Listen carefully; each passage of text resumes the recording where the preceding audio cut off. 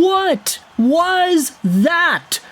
That was the craziest game all year, and you can't even try to convince me otherwise. The Vancouver Canucks played off against the Columbus Blue Jackets on a bright, kind of rainy, kind of cloudy Friday afternoon. I was like, okay, it's going to be a game versus Columbus. How is this going to go? CBJ have been tanking lately. They haven't been all too great. So Vancouver, they're going to go out there and try to get their points back, right? Well, I think maybe Kirill Marchenko might have heard me talking smack earlier in today's show, because he, alongside of all these other Columbus Blue Jackets, really took it to the Vancouver Canucks, winning this game in a shootout 7-6. And this was a disgusting game in terms of the quality of the goaltending we had seen. Like, this is the kind of game that coaches absolutely hate to see their teams play. Sure, it's great for us fans. Entertainment-wise, it's amazing. It's great for everybody making their parlays. Oh, I want this guy to get as many points, and I want this guy to get goals and everything. 6 Vancouver goals and 7 CBJ goals. There are so many points to go around. But the two guys that absolutely stood out in the worst way in this game were Kevin Lankinen and Elvis Merzlikins. And by the time the shootout came and gone, I was like, you know what, it's going to be one goalie. The one goalie who finds a way to just be consistent in the shootout is going to get the win, and Elvis Merzlikins ended up doing that. He didn't allow a single goal in the shootout. Kevin Lankinen got beat by Kent Johnson in the opening frame. But Vancouver, man, this is a game where you could spell it out in a whole bunch of different chunks. Normally, we like to go over the goals in these videos, but I can't do that. I've got 10 minutes. There were 13 goals scored. This game was the ultimate test of composure for both the CBJ and Vancouver squads. Because in the first period, Vancouver played amazing. They were up 3-0 in the first period. They got 2 power play goals on 2 power play opportunities. Linus Karlsson with a tip out in front, Jake DeBrusk with a rebound goal. Not to mention Brock Boeser getting all the time and space in the world and finding a really great angle to beat Elvis Merzlikins' low glove. I mean, the Canucks were on top of the world in the first period. The 3 goals came in the span of 5 minutes. And fans who have seen this sport for long enough know that when you have a 3-0 lead, okay, maybe not 3-0 lead in particular, but a 3-goal lead, you should win the game. Like, you have no excuse to lose any game wherein you are up 3-0. If you find a way to lose it, then there's something else going on with your team that you're probably not too proud of. And that's exactly what happened for Vancouver in the first 8 minutes of the second, because all it took was 34 seconds for Boone Jenner at the start of the second to get a deflection out in front. Denton Mateychuk with the long shot. Okay, Jenner gets a goal. I was kind of thinking, I was like, okay, you know what? Vancouver, they're going to blow this lead. Like, this is the perfect situation for them to do exactly that. 3-0 lead, they're getting comfortable, they give up a goal in the first minute of the second period. There's no way the Vancouver Canucks are going to hold on to this lead. Maybe most normal teams would be like, okay guys, lock in, don't let in another one, don't allow the other team to get back in it.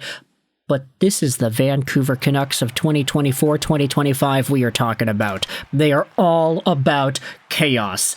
Kirill Marchenko scores. Dante Fabbro scores. It's a 3-3 game. And then the Vancouver Canucks go shorthanded because Elias Pettersson takes a double minor on Boone Jenner. But whilst the double minor goes on, Vancouver's penalty killing has been very good. It's so good in this second period that Kiefer Sherwood gets a really beautiful centering pass to Tyler Myers, and he scores a shorthanded goal. Tyler Myers gets a shorthanded goal on the rush on the 2-on-1. How is that even possible? Vancouver gets the lead one more time, 4-3 here. Tyler Myers assisted by Sherwood and Suter. By the way, that's Suter's 3rd point of the game. And then in the third, 5 minutes in, you have Aatu Raty, who scores to make it 5-3. So Vancouver, they had a 3-0 lead in this game. Then they had a 5-3 lead in this game in the third period. And then Columbus scores. And then they score again. And then they score again. And there's also a disallowed Justin Danforth Columbus goal in there, where Mathieu Olivier was in the crease. The Blue Jackets get 3 goals in the span of 10 minutes to get a 6-5 lead in the third period. Denton Mateychuk had a slapper from the point. Boone Jenner had another tip-in on the power play, so Vancouver's penalty kill does allow a goal against.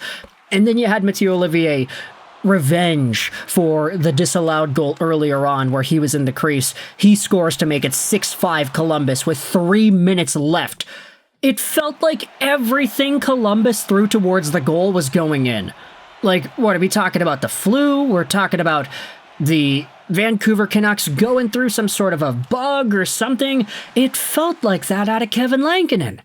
Man, the guy did not look on his game throughout parts of this third period. And towards the end of it, I was like, please, just make a save. Make a save, Lankinen. And then he started to make a few more saves. A few really kind of dangerous-looking ones where the play looked a little bit innocent, but Lankinen and the way he stopped the puck made it look a little bit more dangerous than it may have been. And then Vancouver scores. It's Aatu Raty again. With 2.5 to go in the third period, Raty makes it 6-6. How in the world is this possible out of this Vancouver Canucks team? We've been saying all year that the problem with this Vancouver Canucks team is that they can't score goals in the same capacity they did last year, and the defense sucked. Now it's flipped on its head. The defense is pretty good, and for some reason, without Höglander and Pettersson, they're starting to score a lot more. Aatu Raty's getting the puck like crazy, and he's finding ways to put it in. He ends up getting the game-tying 6-6 goal out in front, assisted by Joshua and Sherwood, before the game goes to overtime. And in overtime, it looks fantastic as well. A lot of opportunities, a lot of point-blank chances. I feel like Elvis Merzlikins, after the Raty goal to tie things up, you could kind of feel that he was really locking in at that point. And unfortunately, I felt more of the locking in on Merzlikins' side than Lankinen's side subjectively. So by the time the shootout came and Kent Johnson scored to make it 1-0 in the shootout, I was like, okay, I think it's probably over. Really nice move by Kent Johnson. Swoops to the left, swoops to the right, and then quickly goes backhand over Kevin Lankinen's pad. That's fantastic. But some of the other attempts weren't all too great either. DeBrusk tried to do a little bit of a Datsukian-style flip, and Merzlikins had none of that. Absolutely none of that. He lifted the arm up and swatted the puck away. Connor Garland went, tried to go 5-hole, did not work. Lekaramaki, same thing, got stopped up, and Elvis Merzlikins comes away with the dub. But ultimately, this is a game, I think, about composure, because the Vancouver Canucks, they had composure. In the first period, they looked amazing. But in the second, they let this game get away from them.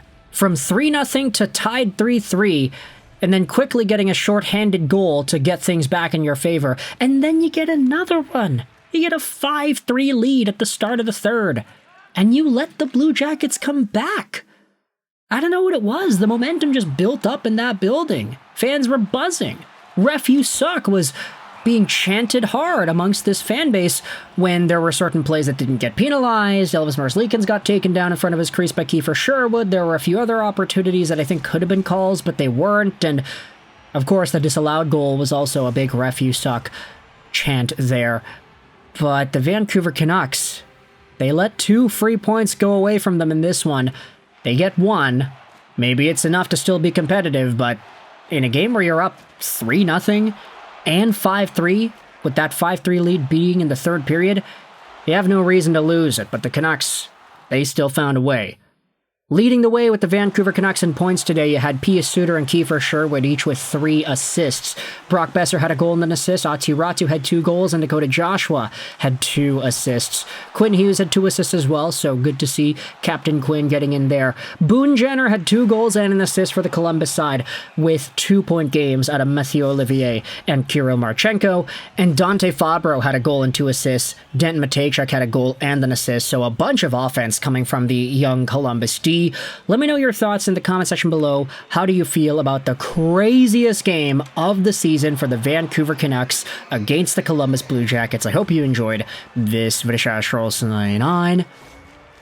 And bye.